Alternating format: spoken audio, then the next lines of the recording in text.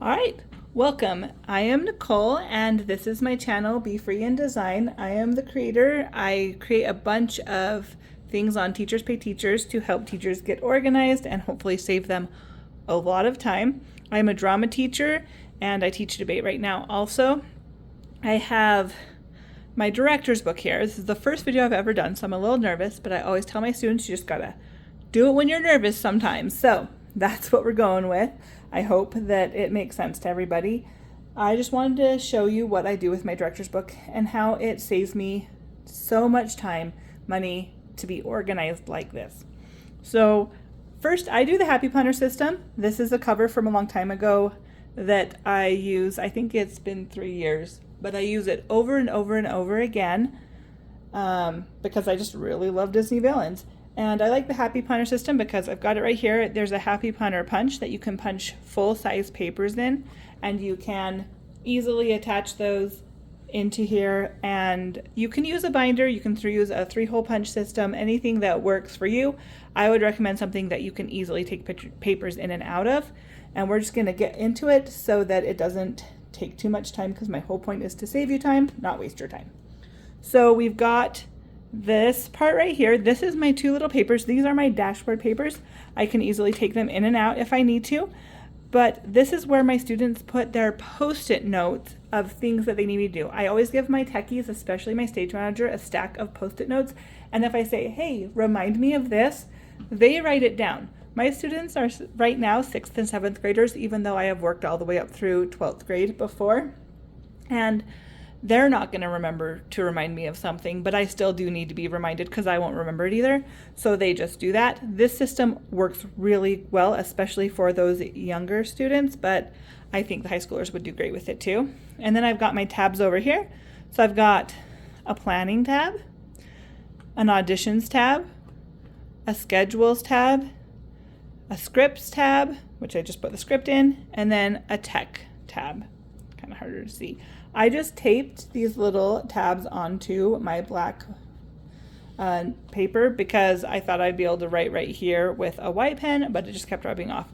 So it works for me. So I'm going to go to my planning tab. This is my first thing that I have listed on Teachers Pay Teachers. This is a director's guide. So I'm not going to go through it completely extensively here. If you would like that video later, go ahead and leave it in the comments below. But in a director's guide, I do have my to-do list, so what to do and when to do it. This when to do it is my most important thing. This is just my beginning page for Teachers Pay Teachers. So we're going to flip and show you what I do. So right here I have an overview. It is the time that I do and what to do of each of these things. So in May, I order the play. In November, I do pre-auditions. So for each of these categories, I have a to-do list right here for it. And again, I'm not going to read everything out because that would just take way too much time, and I don't know if people are interested in that. But my first one is to read or watch a play and create a folder for the show, break the show up into scenes. So this is my to-do pre-auditions. I do them in November because in December we're doing other shows at my school, and I also tour to the elementary schools to show them what we're doing. So I just do not have time. So I make sure those get done in November, and then my auditions are January. We come back for Christmas vacation. I have 3 days generally that they're back, and then we have a weekend, and I start auditions the next week. So my auditions come up really quickly in January, and I also have a list for that audition week and what I do and when I do it. Up here is Google Sheets for auditions, so I have a whole space that has Google Sheets that has each of these tabs that I just create each time and retype in who's auditioning and what's going on. So, and then I've got my month 1 to-do list, month 2 to-do list, month 3 to-do list. You'll notice that right here I put the wrong date, but I did fix it online, so that won't be an issue if you purchase and print this. And then I do my play in March, near the end of March. And then we do post-show in April where I get the directors together and the stage manager, and we talk about what we could do to make it better and all of the things that go into that. So here is all the paperwork that I use at a glance, just so that I know these things are in my book. And as I put them in my book, I check them off So when I have my audition poster done, I check it off. Teachers' info packets, including schedule for teachers, then I can just make sure that I've got everything. And I print one of these every time, every play I do. And then this is the team discussion ideas and schedules. So any special notes when we have our first meeting. In fact, our first meeting for this year, we do it the first week of school before students come back. So we are going to meet and just have a quick discussion of the play, what I'm hoping for, what they're hoping for. We're doing Annie this year. I'm so excited. And then if they have like, oh, I can't rehearse on Wednesdays this year because of this, because when I create the schedule, just anything I kind of need to know. And then I have an extra page always printed on the other side of my to-do list because every show has a ton of individual special things that need to come up for everything. So for each of my sections, I do have a notes page printed up. So I have my pre-auditions and auditions page. And then I do have my second one is during rehearsal checklist. I have month 1 and month 2. And then I always have an agenda for my parent meeting. So I just decided to include that in my month 1 stuff. So I have the actors highlight their schedules, and I tell the parents that they should be memorized before the rehearsal of that scene. I don't do a big, you need to be memorized by this date. I have it, you don't bring a script onto my stage because they're going to forget to memorize if I don't, and I give them rewards for not bringing scripts onto my stage. That's just my thing. It's to break it down into smaller sections so there's not a huge chunk they're trying to memorize at once. If they're a lead and that scene is very heavy or you have huge monologues, I do of course make exceptions like we all do for any student that needs it, but they do not get the piece of candy that I offer during that rehearsal or at the end of that rehearsal for behavior. And then I have a policy, if you miss rehearsals, you will not be in that number, in that musical number, or in that scene. I have the understudy take over those. That's a really strict policy, and I know that, but I teach middle school kids, and I do not have time to go back and rehearse it with them again or teach them it again. Now, this does not apply if they have written it onto their schedule before they audition or if they let me know ahead of time. So I do change this up for that because then the understudy doesn't think they're going to be taking the part. But if you miss that rehearsal, then you are not in that scene. And that is really just trying to teach them responsibility.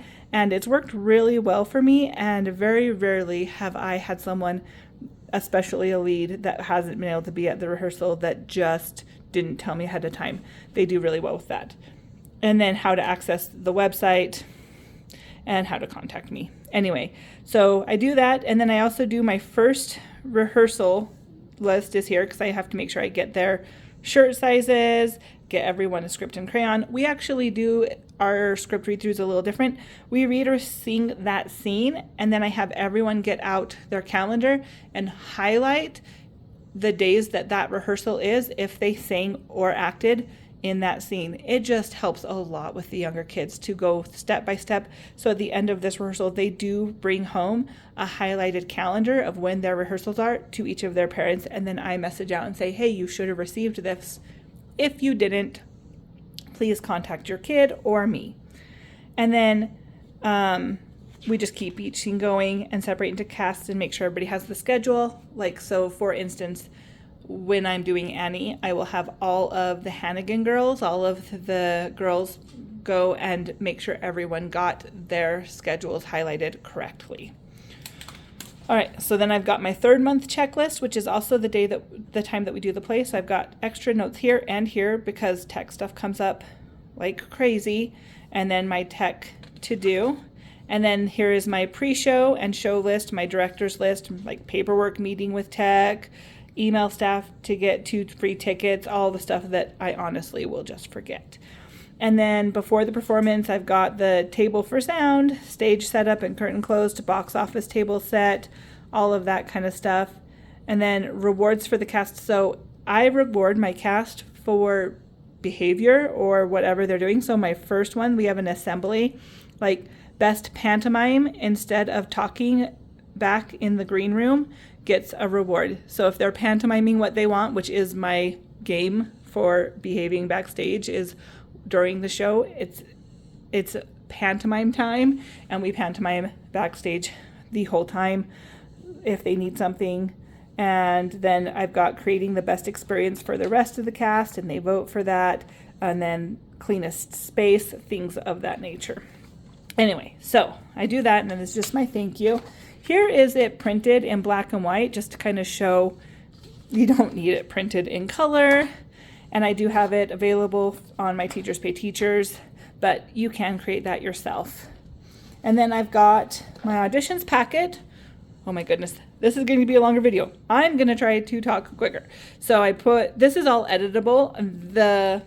This was also editable too. So online, like on Google Slides, you can type in anything in your to-do list that you want. This doesn't have to be handwritten. That is the same for this. So you change it. So I have pre-auditions to do. This is for the students. Like, read this packet carefully with your guardian. Sign up for singing auditions. I use Sign Up Genius for my singing auditions, but I also do have one that they can sign up, like paper pencil, if they need to, or if I need them to. Like in class, we do that a lot, or if it's in the drama club, we do that a lot. We don't open it to the whole school. And then practice singing and acting it out. It should be memorized. And I have the due dates for everything to come back. The back page is this is the only thing I expect them to bring back. And then I have about the play, my school website, email me. I have a picture of me right here, a young picture of me. This is from my first year teaching. I've never changed it, but it has a cowboy hat on it, and that way they don't get me confused. I mostly do the picture. You can delete that area if you would like, but I do the picture because there's another Nicole that also last name begins with A at my district, and she spells her name without an H, and kids email her quite often. So I'm like, if it doesn't have a picture of a cowboy hat, it's not me. So I have mandatory rehearsals, so like first rehearsal, tech week, things like that. Notes to parents. My school, they lock different doors at different times, so I have to have a pickup and drop off area, but you could always delete this area and put whatever you want to in this box.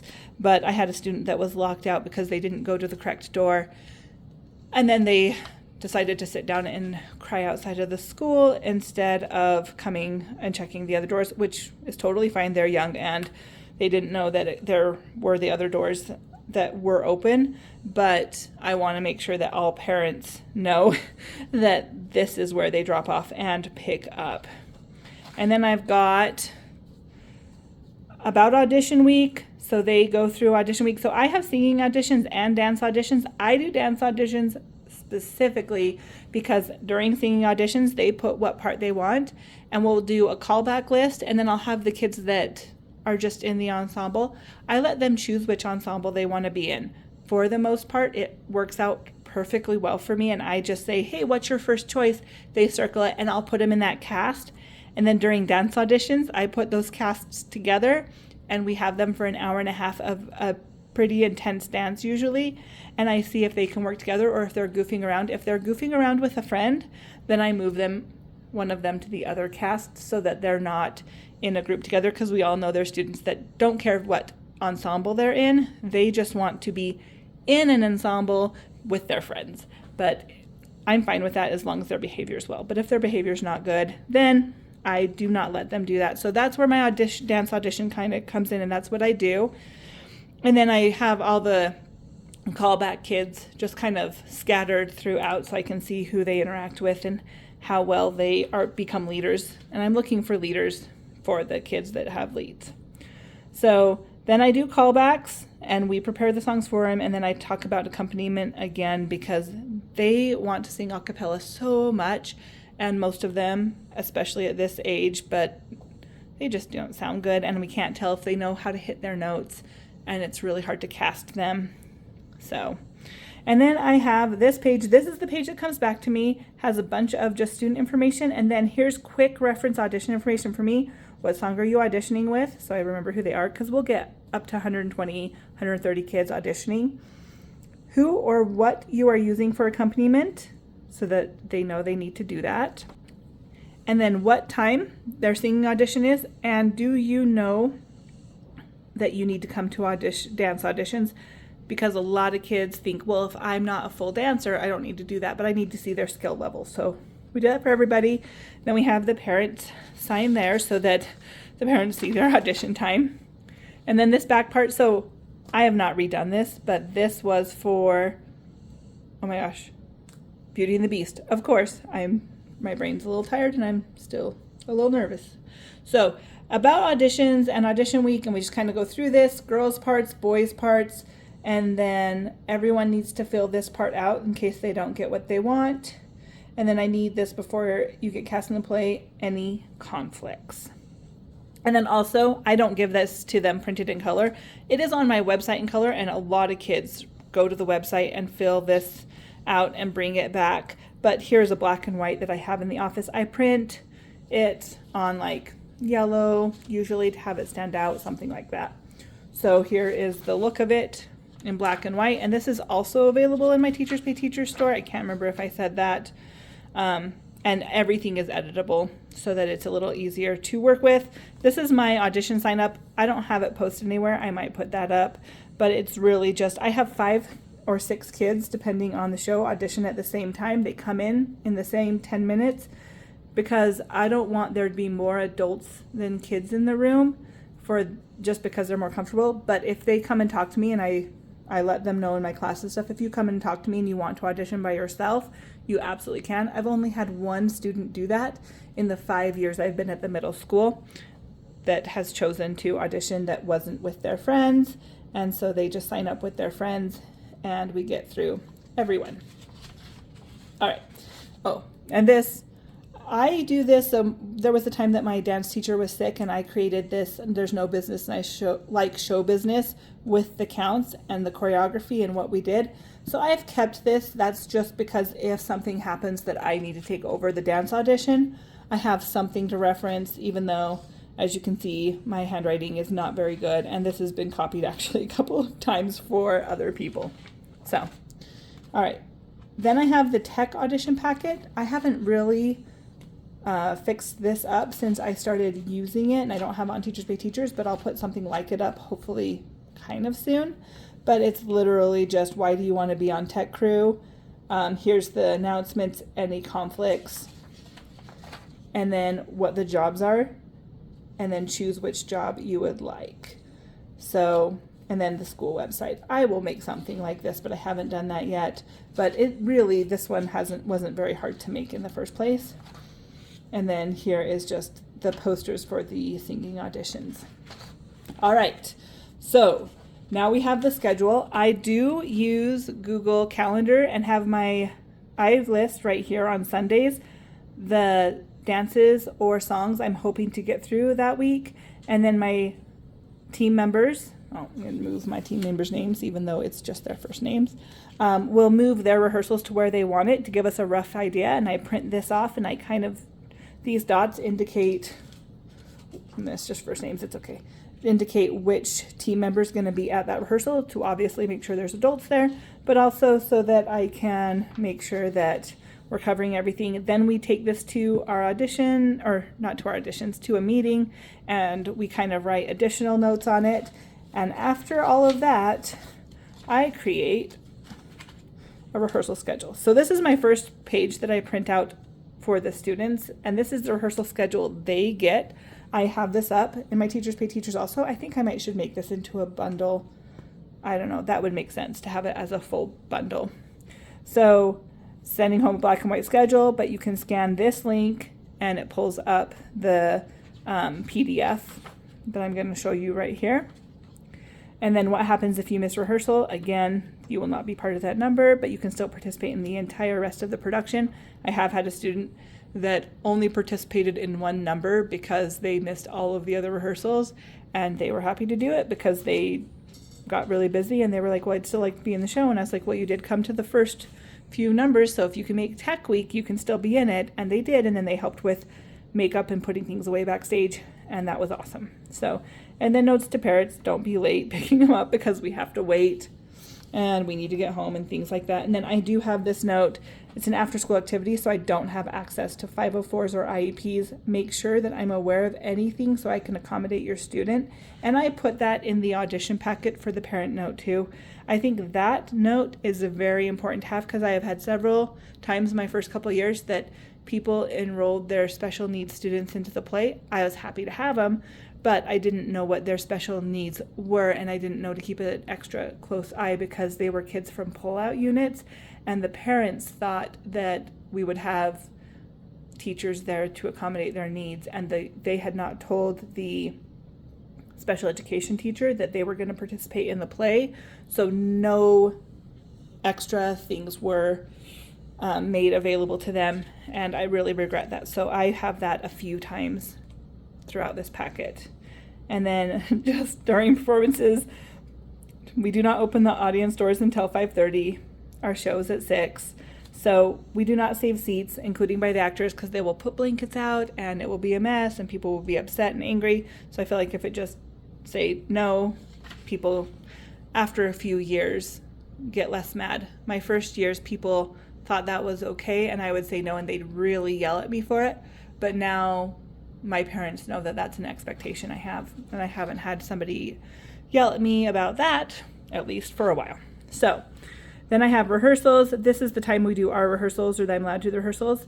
I have this at the top of my calendar just so that they know. In fact, actually, I think I've moved it to the bottom because once it's at the top, they don't really need it to be at the top again. But I have one of these for every month of the school year. All right, so here's my January schedule, and this is all typed up. I have a template on Teachers Pay Teachers where you just click the box and you can type up whatever you need to do. So singing auditions, and then I put this little symbol because they are in the choir room. Sorry, my kids just got home, so if you hear them, sorry about that. And then me and my assistant director, we're both full directors, and sometimes our ideas kind of clash. So I actually just assign him certain numbers. So he's the blue cast and I'm the red cast. So some of the numbers are for everybody. This is from a musical review that we did last year. So we have these two that everyone comes to, and I circle it in red and blue. And then his rehearsals are blue, my rehearsals are red. It's actually worked really great because he can be in charge of his scenes, I can be in charge of mine, and then during his rehearsals, this is when I work with tech. So it has been really, really great to work that way. But when we tried to direct the same scene at the same time, it was just really frustrating for both of us. And so I think this works better for my situation. If you didn't have a director that really knew theater and knew how to be a full-time director, it would be harder. And then here's my February. And then here is my March, and I include the cast party. So I just circle anything in gray that is by invite only, and the red and blue depending on who is in the scene. Sometimes I do a third color, a green or yellow, depending on, like when we did Beauty and the Beast, we had wolves, the enchanted characters, and the villagers. So we had 3 colors, and I just kind of moved everything around. So that really works for me. And then I also have this up. So here's mine. It's explaining how to do it. So here's mine for this year, and then I will put my class plays on here. So this one I printed up and I don't have the extra boxes to type into. I have a printable version and a one that you should type on. I use this for my class plays, and we kind of go through this. So I have both of these on my Teachers Pay Teachers, or you could just use a regular calendar and do the same thing.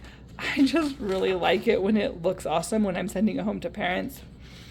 And then here it is, where this is where you would type. You click on that and it says what scene, and then here's where you type in who, and then you can add circles. I actually didn't add circles to this one, so you could do that, or have the kids highlight it, because that is, oh, that's why I didn't do that, because last year I didn't add the circles and I just highlighted it and had the kids highlight it, and it worked so good that I had forgotten that I decided that the circles were extra time and effort and energy in doing something that the kids could do themselves, which will help them learn how to do it. So there are these, and then you can print them up. Here's the look in black and white, just so that you can see how it would look for everybody. And this is why I stopped doing the circles. I remember that now, because then when you print it in black and white, it doesn't look like anything.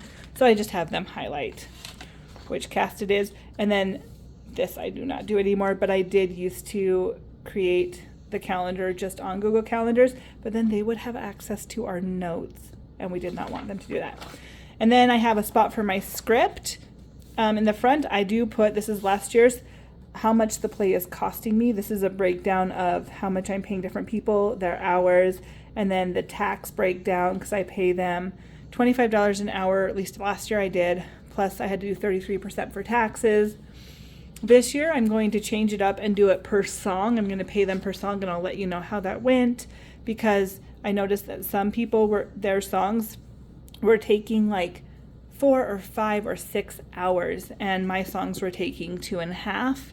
And I was like, that's not going to work out for what we're doing for the choreographer and the assistant director and the choir teacher. I'm going to do per song so that if they need more time, they can take it. But I couldn't afford to pay them as many hours as they went into, and I didn't realize how many hours they were racking up. So I had to go back to them and say, hey, I'm so sorry. I know I said I'd pay $25 an hour, but you took 6 hours on this one song that was 2.5 minutes. I can't pay you that much for that. We just don't have the funds. They were really understanding. I appreciated how understanding they were. And then our scripts for the ensemble. And then the tech sheet, I'm going to go through this another time because this video is almost 30 minutes. But this is really just where I have them, all of the stuff that they do for tech. Here's all of my audition stuff, things like that I have them set up.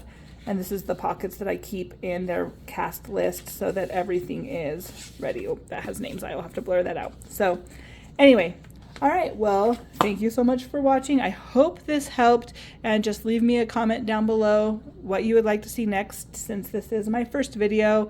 All right, thanks.